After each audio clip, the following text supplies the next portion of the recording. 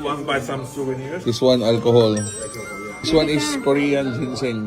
Ginseng, but Chinese.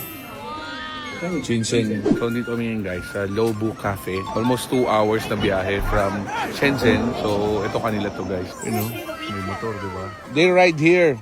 Yeah, Molly is a motorcycle traveling. Motor tour. Motor tour. tour, Oh. Just like his Motor. Yes, Yeah, yes, yes. motor.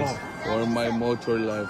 Especially X-Team Oh, testing X-Team. place. Oh. Testing place. Wow. Testing place. We're start here to go over there around the mountain. Wow. The inside has a very good view, especially with the very big lake. Wow. Dito nagra-ride yung mga tao. So, breakfast ride. Dito sila pupunta. Tapos, pwede sila umakyat ng mountain. So, 2 hours galing Shenzhen. Sobrang layo pero napakaganda ng lugar. Pasok tayo, guys. Wow.